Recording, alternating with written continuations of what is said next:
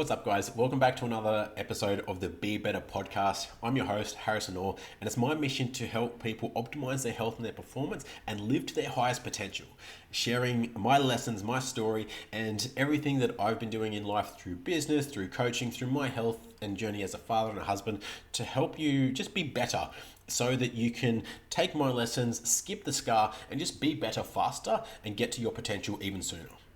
And so in this episode, I'm going to talk about optimal performance, and not so much physical performance, but more mental performance when it comes to learning new skills, when it comes to, your output in mental endeavors, right? Whether you're a student, you're at uni, you're studying, you're trying to learn something, or you're still trying to learn something, whether in the workplace, maybe it's you're learning how to run ads, you're learning about marketing, about sales, about human relations, about the delivery of your product or service, whatever that might be.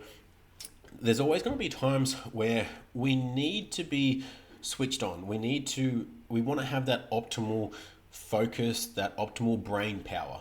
Sometimes it's to study and to learn things and to produce those goods. Other times it's in meetings, we're connecting with people, maybe we're at a networking event, or we're just trying to impress someone.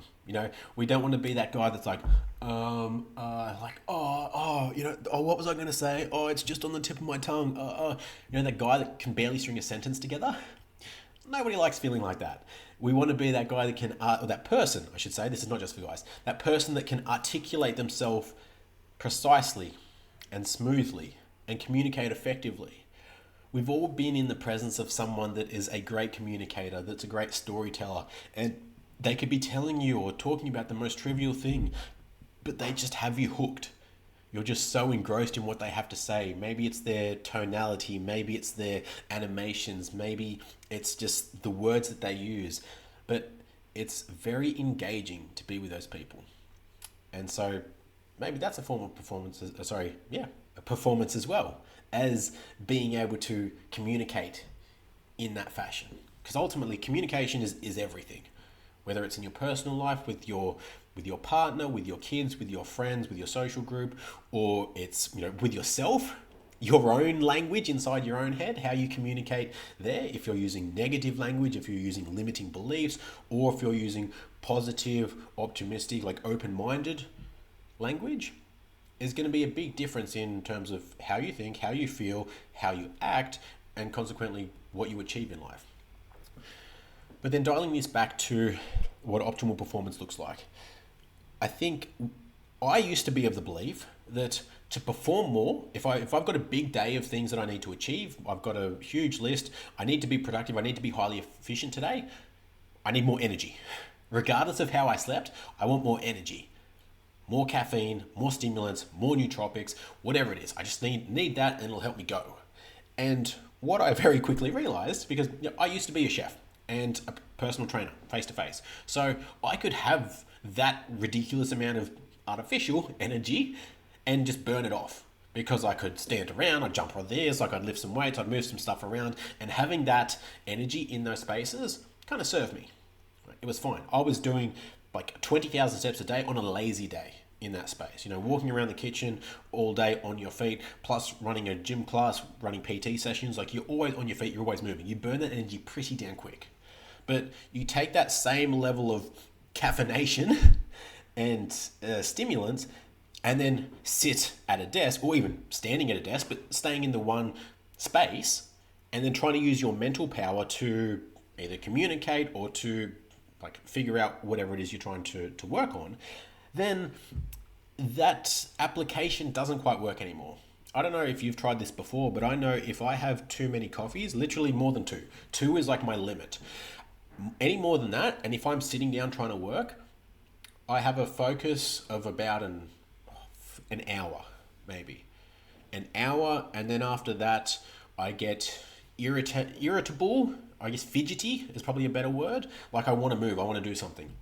And especially if what I'm doing isn't my favorite thing to do, or if it's something that I don't really know what I'm doing yet, it's taking some learning and some figuring out, then that amount of energy that would usually just be brute force, power your way through it, doesn't help. Because then that unknown, you try a couple things, and if you kind of hit brick wall after brick wall, then that leads to frustration, which leads to anger, which leads to wanting to flip the freaking table, and then productivity is out the window. May as well call it a day, because it's just not going to happen. Like, it's just, you then go, oh, I need some dopamine. Like, that's not what you consciously think, but then you go to your phone and you go do this, and you go make another brain juice, or go get a snack, or you just go to fucking watch porn, or just do something unproductive. So not very helpful. So we've learned that that amount of caffeine and that just go energy is not very helpful. And so obviously you don't want to be tired and lethargic and doughy, right? You're just trying to sit in there, you can barely keep your eyes open, like, oh, I'm so calm and present, whatever. It's not really great either. So how do we find that in-between level? And so I guess describing that first is helpful. What is the ideal state that I want to be in for that productivity?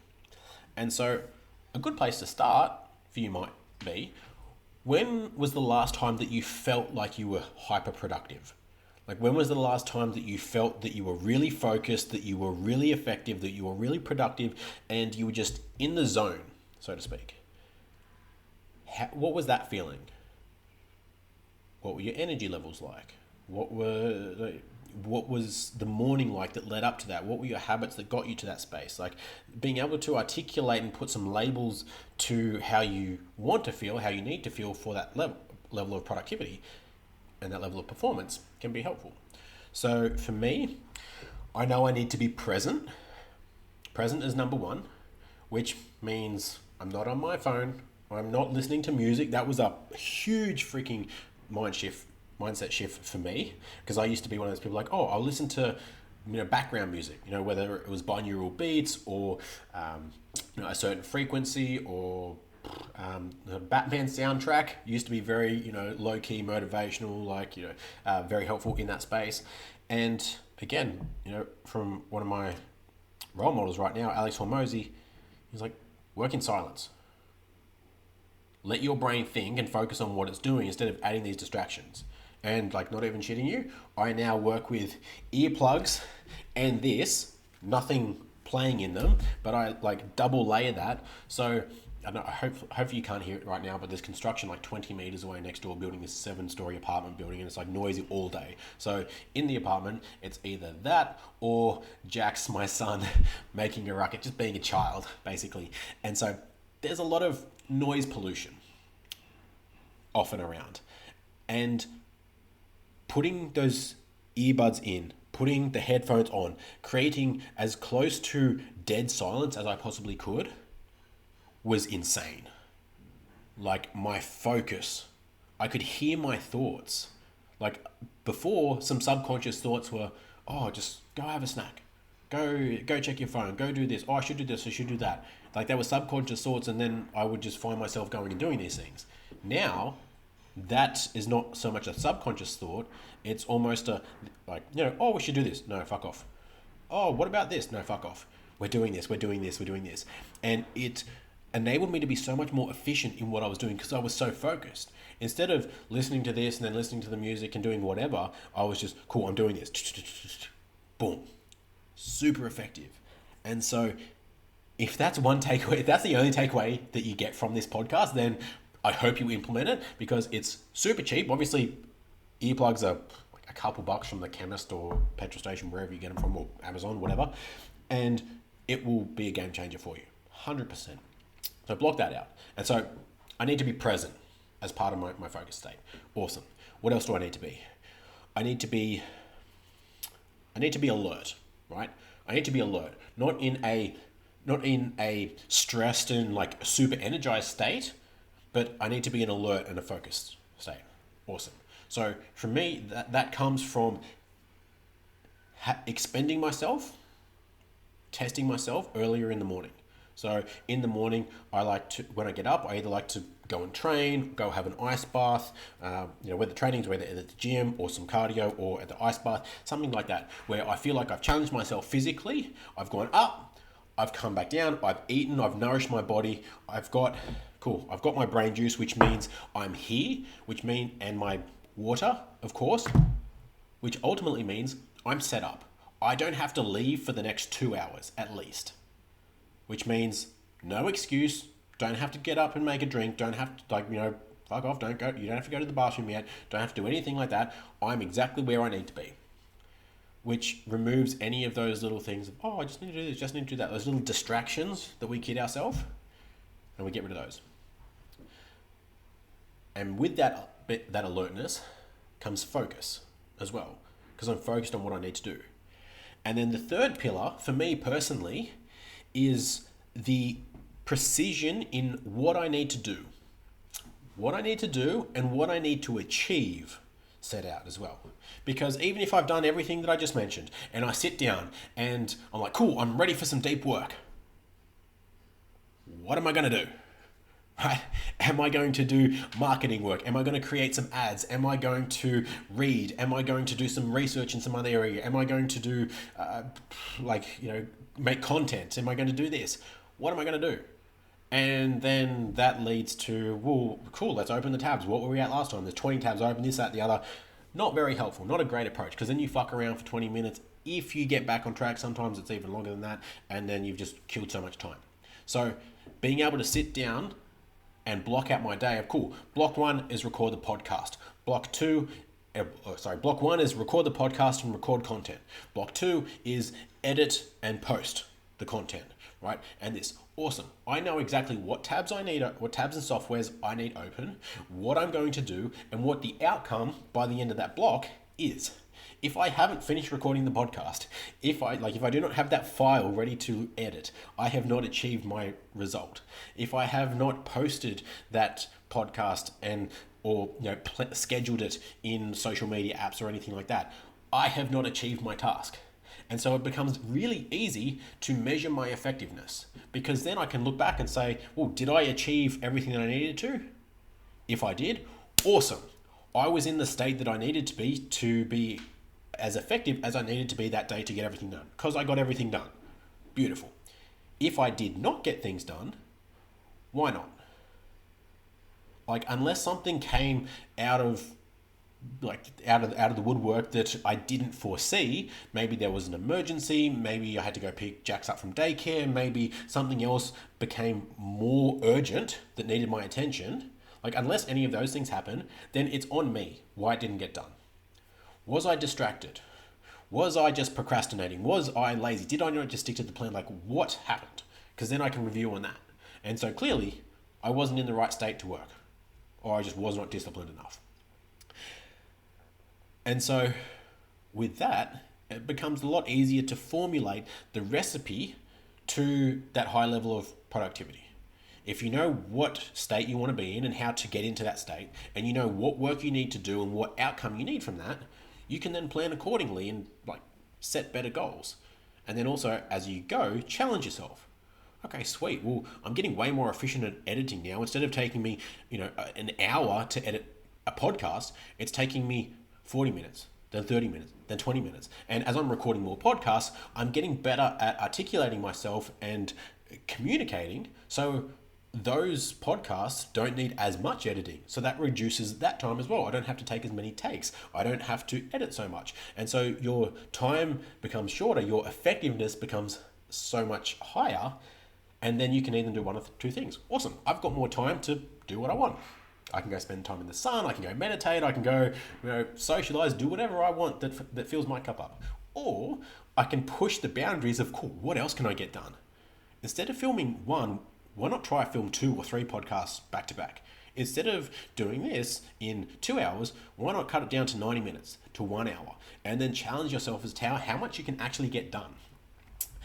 One of the resources that I found very helpful in this space, in performance, in this output, is the book The Art of Impossible by Stephen Kotler.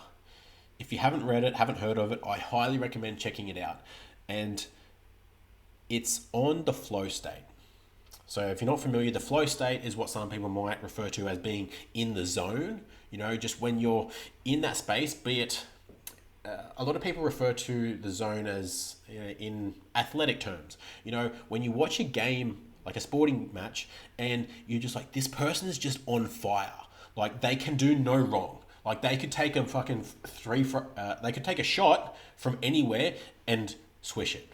You know, they could kick it from anywhere on the field and kick that goal, right? Just everything they touch turns to gold, right?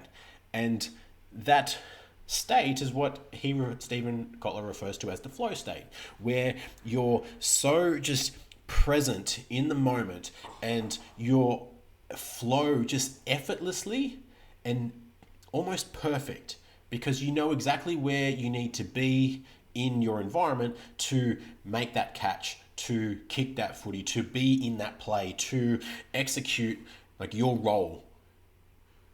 And so when we bring that into our day-to-day life, being in that zone, in that flow state for like our work, increases our productivity by 500%. So what that means then is, if you're in a flow state, if you get into a flow state on Monday, you could do enough work on Monday to not have to go to work for the rest of the week. Imagine being able to work one day and getting as much done as other people in your industry, other people on the same level as you that are working 5 days. That is wild. And so in the book, he goes into much more detail about what the flow state is, how to get into it, how to set yourself up for it, and how to optimize yourself for your performance in that space. And I don't know about you, but that's one thing that I'm very big on, because I can get things back in life, right? I can earn more money, that can come and go. Like, everything else is kind of interchangeable. Time is the one thing that I cannot get back. So if there's a way for me to get more done in less time, if there's a way for me to skip lessons without the scars, if there's a way for me to make progress faster, to grow the business, to have the health, to have the relationship, to have the thing sooner, I'm going to take it. That's why I'm so big on mentors, because if you can, sure, you can DIY what you need to learn, fuck around and find out. YouTube is great for that. There's plenty of courses that you just learn at your own pace. Shit, ChatGPT, anything now, you can learn whatever you need to. But how long is it going to take? Like, for the being able to feed the ego of saying, oh, I learned it all on myself, I'm self-taught, whatever. But it took you 10 years, and it took your mate 12 months because he got a mentor and just did this intensive course and had one-on-one tutoring, and now he's over there, he's learnt the thing, he's succeeded you, and he's beat you 9 years sooner. What's the point? Like, what's it worth? And so if you can fast track the results, the lessons, like anything that you need, I highly recommend taking that option. You're going to have to pay for it in some way, right? You pay for mentors, you pay for books, you pay for resources, you pay for those shortcuts in money. But if you're not paying in money and you're figuring it out yourself, you're paying in time. And you can get money back, no dramas. You can't get time back. So which one are you willing to pay with? Is a question I'd leave you with. And so I'm going to leave it there. One thing I want you to think on is, or the lesson I hope you take away from this is, how can I achieve more with less? In less time, with less energy, with less effort, with less resources? Is that getting into a flow state? Is it outsourcing it? Is it hiring a mentor? Is it, expanding your knowledge, but also taking action on whatever that is? Even if you get a mentor, it's not a done for you. Your life isn't a done for you process. Sure, you can get elements in life and in business that are done for you, but if it's for your personal development and your personal growth, it will never be a done for you. It'll always be a done with you. So it doesn't negate the fact that you still have to work. You still have to put in effort. You still have to do the work yourself. You just get a guiding hand to say, do this, don't do that, which will shortcut you having to figure it out on your own. And so, like always, leave a comment, reach out to me on Facebook or any way that you can. I'd love to hear what this changes for you. If you implement something from this and it increases your output, if you're able to drop a day at work, if you're able to finish work sooner, or if it just helps your mental clarity in your performance, I'd love to hear how it has helped you. And then if that has, please share it with someone else. Share it with your partner, share it with your friends, share it with someone at work that you would also benefit from them having more output. Right? If your friend can work faster and get more done, maybe you guys can knock off early on a Friday and go play golf or go have fun, just chill out, go away for the weekend. If it's at work, if you guys are having more output and performing better, maybe you get better deals, maybe you get better clients, maybe you both earn more as well, which means you've got more freedom for adventures, for life, for family, for whatever else you want to do. And so I'd love to hear how that helps from you as well. Check out The Art of Impossible by Stephen Kotler. Incredible book as well. And like always, don't be sorry, be better, and take action. I'll see you guys in the next episode.